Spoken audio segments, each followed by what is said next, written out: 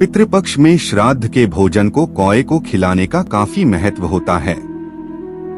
15 दिनों तक चलने वाले पितृपक्ष में श्राद्ध का भोजन कौए, ब्राह्मण गाय को खिलाने की परंपरा है।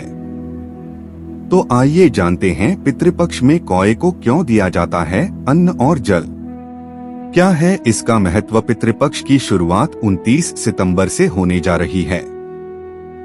इस दौरान अगले 15 दिनों तक श्राद्ध तर्पण के जरिए पितरों को संतुष्ट किया जाएगा।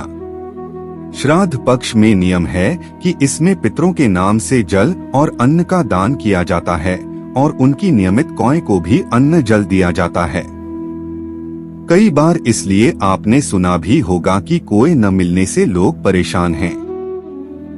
आइए जानते हैं श्राद्ध पक्ष में कौए अन्न खिलाने का इतना महत्व क्यों है। इसे लेकर गरुड़ पुराण में क्या बताया गया है। श्राद्ध के समय लोग अपने पूर्वजों को याद करके यज्ञ करते हैं और कौए को अन्न जल अर्पित करते हैं।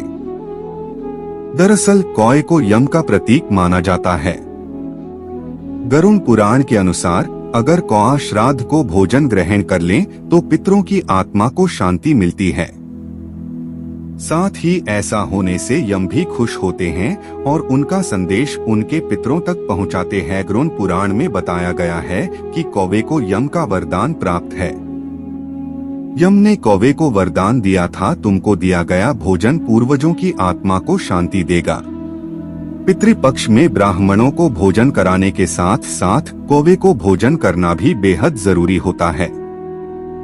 कहा जाता है कि इस दौरान पितर कौवे के रूप में भी हमारे पास आ सकते हैं।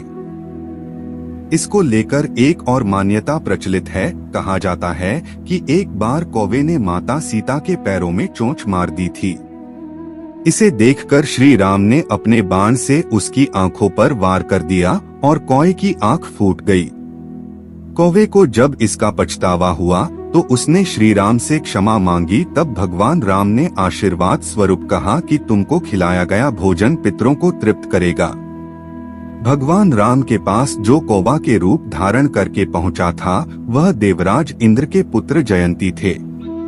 तभी से कौवे को भोजन खिलाने का विशेष महत्व है। केवल पत्तों से बनी पत्तलों पर पितरों के निमित्त भोजन रखना चाहिए। पाप, चोरी या अनीति पूर्वक कमाए धन के अन्न को पितरों की आत्माएं कभी ग्रहण नहीं करती और दुखी होकर अपने स्थान को चली जाती है। पितृपक्ष के 16 दिन हर कोई अपने पितरों के निमित्त तरह तरह के पकवान बनाकर पितरों को भोग लगाते हैं। शास्त्रों के अनुसार कहा जाता है कि अपने पूर्वज पितरों को केवल सात्विक अन्न का भोग लगाएं जो ईमानदारी और स्वयं की मेहनत से कमाया गया हो।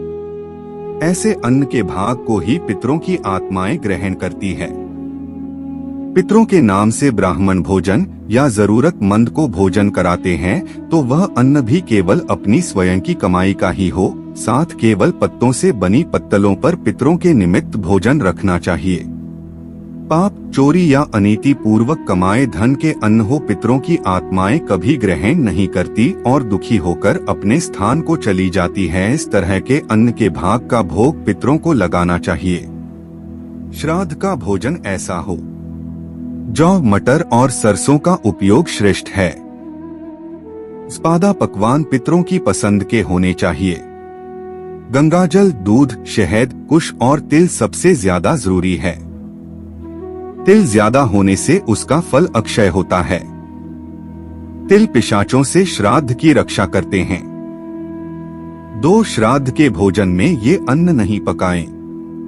चना, मसूर, उड़द, कुल्थी, सत्तू, मूली, काला जीरा, कचनार, खीरा, काला उड़द, काला नमक, लौकी, बड़ी सरसों, काले सरसों की पत्ती और बासी।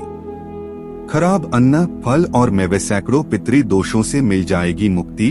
पितरी में सुबह शाम कर इस पितरी स्तोत्र वंदना का पाठ। 3 सतपथ ब्राह्मणों को इन बर्तनों में ही भोजन कराया जा सकता है।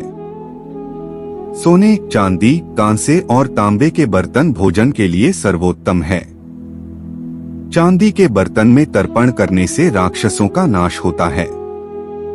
पितरी चांदी के बर्तन से किए तर्पण से तृप्त होते हैं। चांदी के बर्तन में भोजन कराने से पुण्य अक्षय होता है। श्राद्ध और तर्पण में लोहे और स्टील के बर्तन का प्रयोग न करें। केले के पत्ते पर श्राद्ध का भोजन नहीं कराना चाहिए। श्राद्ध तिथि पर भोजन के लिए ब्राह्मणों या अन्य को पहले से आमंत्रित करें। दक्षिण दिशा में बिठाएं, क्योंकि दक्षिण में पितरों का वास होता है। ऐसा माना जाता है कि पितृपक्ष में हमारे पितर धरती पर आकर हमें आशीर्वाद देते हैं। ये पितृ पशु पक्षियों के माध्यम से हमारे निकट आते हैं। जिन जीवों तथा पशु पक्षियों के माध्यम से पितृ आहार ग्रहण करते हैं वो हैं गाय, कुत्ता, कौवा और चींटी। श्राद्ध के समय इनके लिए भी आहार का एक अंश निकाला जाता है, तभी श्राद्ध कर्म पूर्ण होता है। श्राद्ध करते समय पितरों को अर्पित करने वाले भोजन के 5 अंश निकाले जाते हैं। गाय, कुत्ता, चींटी, कौवा और देवताओं के लिए। इन 5 अंशों का अर्पण करने को पंच बलि कहा जाता है। सबसे पहले भोजन की 3 आहुति कंडा जलाकर दी जाती है। श्राद्ध कर्म में भोजन के पूर्व 5 जगह पर अलग अलग भोजन का थोड़ा थोड़ा अंश निकाला जाता है। गाय, कुत्ता, चींटी और देवताओं के लिए पत्ते पर तथा कौवे के लिए भूमि पर अंश रखा जाता है। फिर प्रार्थना की जाती है कि इनके माध्यम से हमारे पितर प्रसन्न हों। ज्योतिषाचार्य बताते हैं कि जिस तरह मलमास में पूरे 1 महीने सभी देवता राजगीर में वास करते हैं, ठीक उसी तरह पितृपक्ष में सभी देवी देवता ये 15 दिन बिहार के गया में वास करते हैं। इसलिए इन दिनों में सभी तरह के मांगलिक कार्य वर्जित रहते हैं। 30 सितंबर से पितृपक्ष की शुरुआत होने जा रही है। पूरे 15 दिनों तक पितृपक्ष में पितरों की आत्मा की शांति के लिए पिंडदान, तर्पण और श्राद्ध किया जाएगा। मान्यता है कि पूरे 1 वर्ष में यही 15 दिन ऐसा होता है जब पितृ धरती पर आते हैं। भाद्रपद माह के शुक्ल पक्ष की प्रतिपदा तिथि से शुरुआत होकर अश्विन माह के अमावस्या तक यह पितृपक्ष चलता है। जिन परिवार के सदस्यों का देहांत हो जाता है उन्हें पितृ मानते हैं। इन 15 दिनों में पितृ धरती पर आकर अपने लोगों को आशीर्वाद देते हैं। वहीं पितृपक्ष जैसे ही शुरू होता है सभी प्रकार के मांगलिक कार्य वर्जित हो जाते हैं। आइए देवघर के ज्योतिषाचार्य से जानते हैं कि पितृपक्ष के दिनों में क्या वर्जित होता है और क्यों। देवघर के प्रसिद्ध ज्योतिष आचार्य पंडित नंदकिशोर मुद्गल ने लोकल 18 को बताया कि पितृपक्ष 15 दिनों तक चलता है। ये 15 दिन पितरों के लिए होते हैं। गया में पितरों की आत्मा की शांति के लिए पिंडदान, तर्पण और श्राद्ध किया जाता है, जिससे पितृ प्रसन्न होकर अपने वंश को सुख समृद्धि का आशीर्वाद देते हैं। ज्योतिषाचार्य बताते हैं कि जिस तरह मलमास में पूरे 1 महीने सभी देवता राजगीर में वास करते हैं, ठीक उसी तरह पितृपक्ष में सभी देवी देवता ये 15 दिन बिहार के गया में वास करते हैं। इसलिए इन दिनों में सभी तरह के मांगलिक कार्य वर्जित रहते हैं। पितृपक्ष के दिनों में लोग पितृ के लिए शोक में रहते हैं। उनके मोक्ष की प्राप्ति के लिए पिंडदान, तर्पण, श्राद्ध आदि किया जाता है। अब शोक के दिनों में कोई भी प्रकार का मांगलिक कार्य जैसे मुंडन, जनेऊ, गृह प्रवेश, हवन, कथा आदि कराना उचित नहीं होता है। ऐसा करने से पितृ नाराज होते हैं और घर पर अशुभ प्रभाव पड़ता है। वहीं पितृपक्ष में कोई भी नए कपड़े नहीं खरीदना चाहिए और ना ही पहनना चाहिए। इसके साथ नया वाहन, जमीन, फ्लैट, घर की छत की ढलाई भी नहीं करनी चाहिए। इससे वंश पर अशुभ प्रभाव पड़ता है। ज्योतिषाचार्य बताते हैं कि पितृपक्ष को श्रद्धा पूर्वक याद करके उनका श्राद्ध कर्म किया जाता है।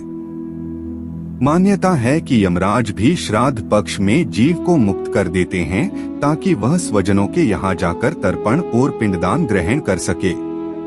पितृपक्ष के दिनों में पितरों को तर्पण और श्राद्ध कर्म करने से उनका मोक्ष की प्राप्ति होती है।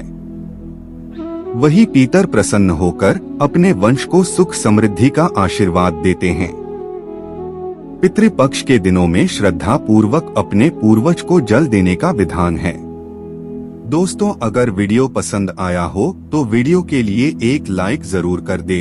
और चैनल पर नए हो तो चैनल को सब्सक्राइब जरूर कर दीजिए। वीडियो लास्ट तक देखने के लिए बहुत बहुत धन्यवाद।